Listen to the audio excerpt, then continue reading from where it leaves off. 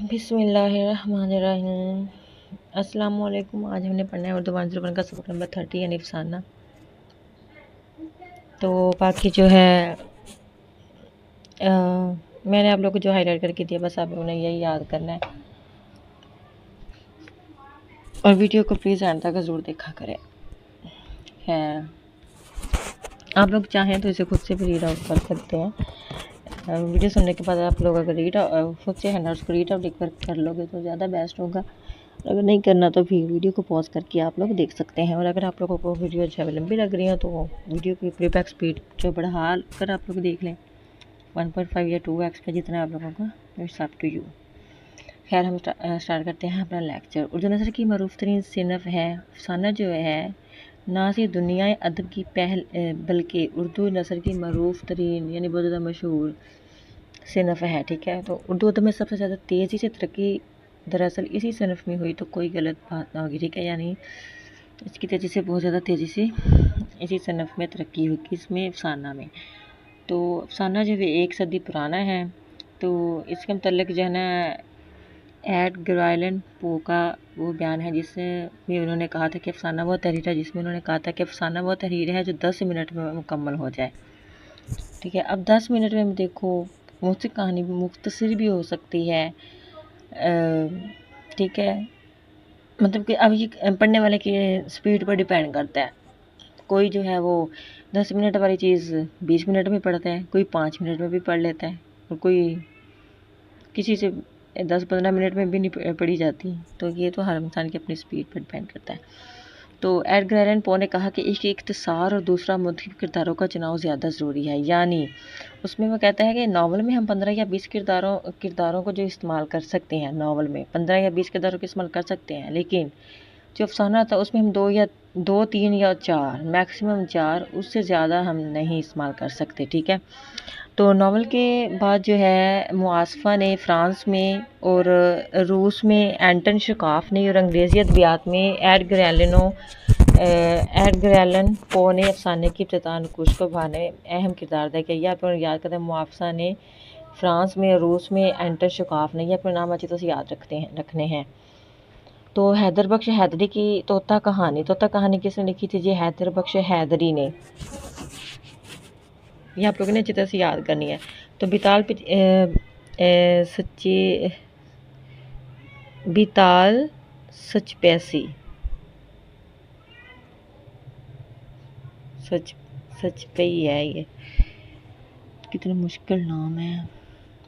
इस तरह की किताबें जिनमें हम मुख्तसर हकायतें या मुख्तसर कहानियाँ देखते हैं। तो 20वीं सदी का आगाज़ दरअसल वो नुक्ता आगाज़ है जहाँ से अफसाने ने अपने पाँव पर चलना सीखा। ये अफसाने का आगाज़ हुआ 20वीं सदी में। ठीक है, तो प्रेमचंद जो है वो अभी हम पढ़ेंगे।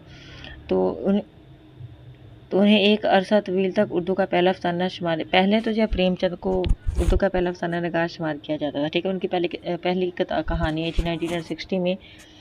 तो लेकिन उसके बाद हुआ कुछ यूँ कि दरअसल जो थे ना सजाद हैदर जो थे ना, उनकी कहानी, उनका अफसाना नशे की पहली तरंग यानी प्रेमचंद वो उससे पहले जो है वो, क्योंकि वो पहले शाया हुई थी 1991 में, अलीगढ़ से शाया हुआ था। कहाँ से शाया हुआ था? अलीगढ़ से। तो फिर कहा जाने लगा कि वो जो है ना, क्योंकि 1901 पहले आता है या 1960, 91 ही आता ना, ज़ाहिर है। तो फिर उसके बाद ये था कि उन्हें कहा जाने लगा सजाद हैदर को ना पहला शायर। खैर फिर सजाद हैदर की अपनी तख्लीक नहीं थी या अपनी इजाद नहीं थी, बल्कि एक तुर्की अफसाना नवीस थे वो। ठीक है, और कुलैल मश्ती जिनका उन्होंने तर्जमा किया था। लेकिन डॉक्टर मोइनुर रहमान ने मुतालिया यल्दरम के नाम से सजाद हैदर के वाले से किताब लिखी। किसने? डॉक्टर मोइनुर रहमान ने मुतालिया यल्दरम। तो उनका अफसानी मजमूआ ख्यालिस्तान के नाम से शाया हुआ था। तो लिहाजा ये उर्दू का पहला अफसाना है। तो और उसके तख्लीकार होने की हैसियत से सजाद हैदर यल्दरम उर्दू के पहले अफसाना नगार हैं। ठीक है, इस वजह से उन्होंने कहा कि नहीं, सजाद हैदर यल्दरम जो हैं वो उर्दू के पहले अफसाना नगार हैं। तो जो ख्यालिस्तान था ना वो وہ پہلا افسانہ تھا، یہ آپ لوگوں نے یاد رکھنا ہے۔ اب جو ہے یہ کرداری افسانہ توسط کی وحدت، کشمکش، افتتاح، عروج اور انجام کے واضح تصور یا بالفاظ دیگر اپنی افسانویت کے لحاظ سے بڑا مؤثر و بھرپور ہے۔ تو خیالستان یعنی سجاد حیدر کا وہ مجموعہ جس میں 13 مختلف نوعیت کے نثر پارے موجود ہیں، کتنے 13، اور اسے اردو ادب کا یا اردو نثر کا یا اردو افسانے کا پہلا افسانوی مجموعہ کہا جائے۔ ان 13 نثر پاروں میں سے 4 نثر پارے ترکی سے تراجم ہوئے، ایک نثر پارہ انگریزی افسانے کا ترجمہ ہے، اور اس کے علاوہ 8 ایسی تحریری ہیں جس پر ہم اصل ہونے کا اطلاق کر سکتے ہیں۔ یہ آپ نے ویری امپورٹنٹ ایم سی کیو کے ریلیٹڈ سے شورٹ کوسچن بھی اچھی طرح سے یاد کر لینا ہے۔ تو حکایت لیلا مجنوں یا مثال کے طور پر مجھے میرے دوستوں سے بچاؤ، یہ نا پڑھا ہے آپ لوگوں نے، مجھے میرے دوستوں سے بچاؤ، کہ وہ اپنے دوستوں سے ہی جان چھڑوا رہا ہوتا ہے وہ آدمی۔ آپ لوگوں نے پڑھا ہوگا یہ چیپٹر۔ تو وہ کہتا ہے میرے دوست جو ہیں وہ آندھیوں کی طرح آتے ہیں، پڑھا ہوگا آپ لوگوں نے، یا اس طرح کی 1-2 خط۔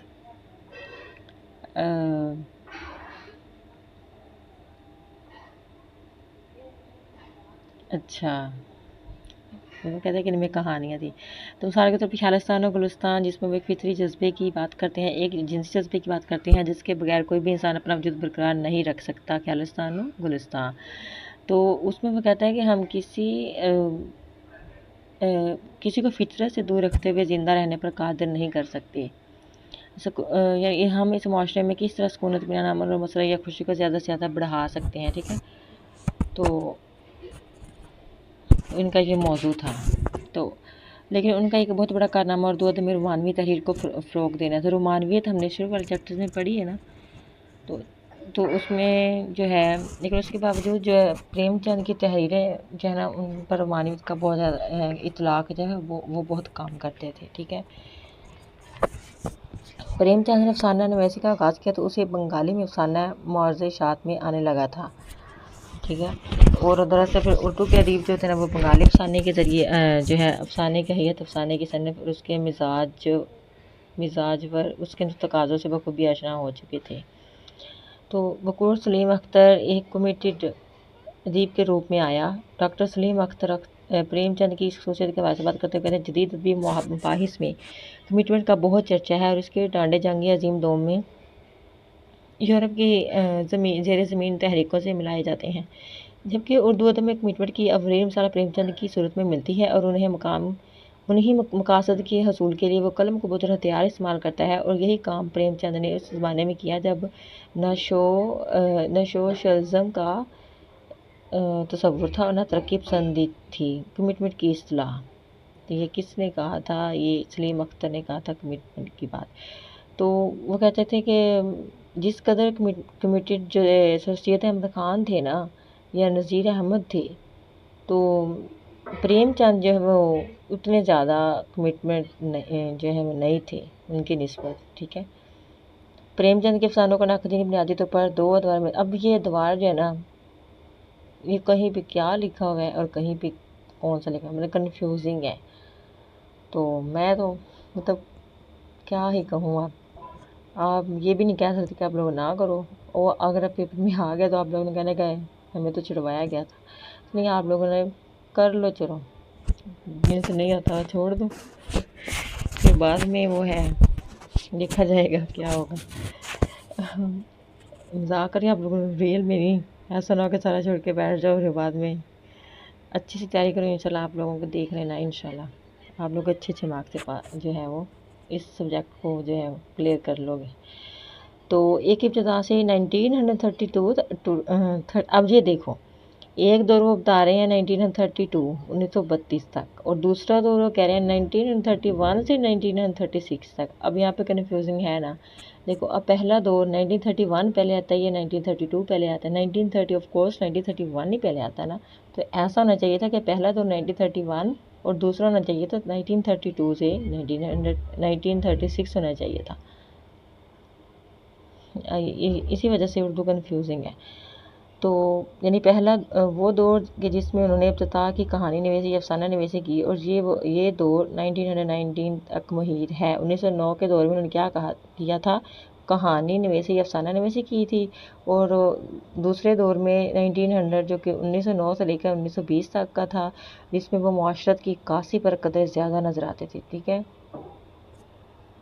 قدر زیادہ قادر نظر آتے تھے۔ تیسرا دور تھا 1920 سے 1932، یہاں تک وہ کہتے ہیں پہلا 1909 سے، پھر 1909 سے لے کر 1920، پھر 1920 سے لے کر 1932۔ تو یہ آپ لوگوں نے اس کے یاد رکھنا، ان میں کیا کیا اس نے کیا تھا، یہ بھی آپ لوگوں نے اچھی طرح سے یاد کرنا ہے۔ تو تیسرے دور میں، اس دور میں ملازمت سے استعفیٰ دے دینے کے بعد پریم چند کے افسانوں میں سیاسی اصطلاح رنگ قدرے بہتر انداز میں دیکھنے کو ملتا ہے، ٹھیک ہے، یہ آپ لوگوں نے اچھے یاد کرنا ہے۔ اور جیل یا بھاڑے کا ٹٹو اور قاتل وغیرہ اس دور کے معروف افسانے کہے جا سکتے ہیں، تیسرے دور کے۔ آپ لوگ اچھے سے یاد کرنا ہے، اس دور میں افسانوں کا ایک مجموعہ مرجعات میں آیا جس کا نام ہے انگارے، تو جس میں سجاد ظہیر، رشید جہاں، محمود ظفر اور احمد علی نے مل کر تشکیل دیا۔ یہ آپ لوگوں نے نام اچھے سے یاد رکھنے ہیں۔ اس افسانے نے جو ہے وہ اردو ادب کی دنیا میں آگ لگا کر رکھ دی تھی۔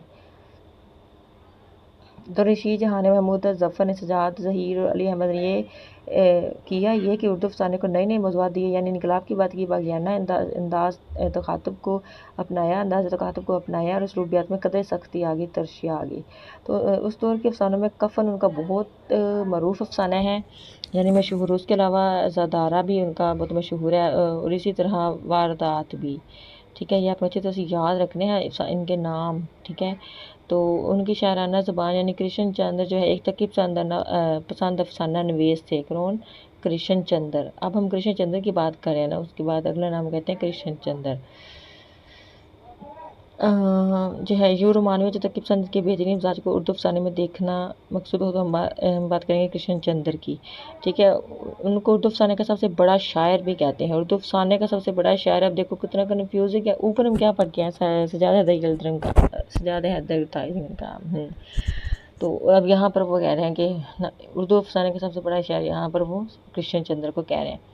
تو انہیں کشمیر سے زیادہ محبت تھی، شدید محبت تھی، کنہیں؟ کرشن چندر کو۔ یہ آپ کو اچھے سے یاد کریں، کشمیر کے بارے میں بہت ساری کہانیاں بھی لکھی تھی، ٹھیک ہے۔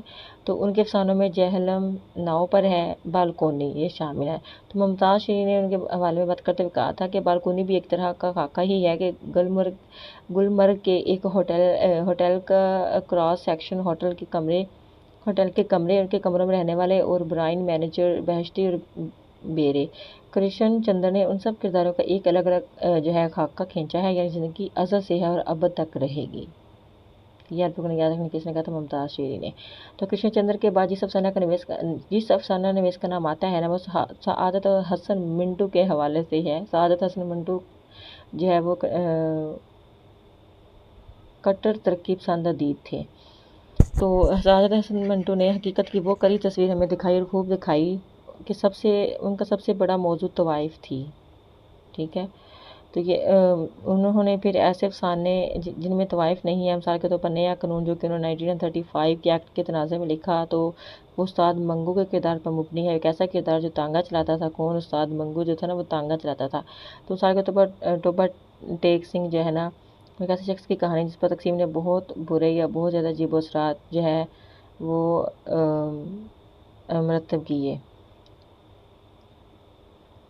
آگے جو ہے انہوں نے روسی متراجم بھی کیے، یعنی ترجمے، اور انگریزی بھی۔ پھر 1947 تک ان کے 4 مجموعے افسانوں کے سامنے آ چکے تھے۔ نمائندہ افسانے میں نیا قانون، کون سے افسانے تھے؟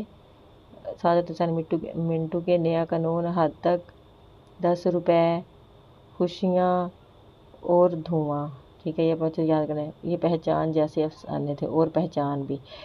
تو اب جو ہے انیس ناگی نے ان کی افسانہ نویسی کے بارے میں بات کرتے ہوئے کہا کہ حد تک نیا قانون، کالی شلوار، پہچان، سجدہ، دھواں، 10 روپے، خوشیاں وغیرہ، اور اردو افسانے کی تاریخ میں ایک نئے اسلوب کو متعارف کرواتے ہیں، ٹھیک ہے۔ ان کے موضوعات غیر روایتی اور چونکا دینے والے تھے، ان میں وہ لسانی اسلوب مخترع کیا گیا تھا جو اردو افسانے کے لیے بالکل نیا تھا۔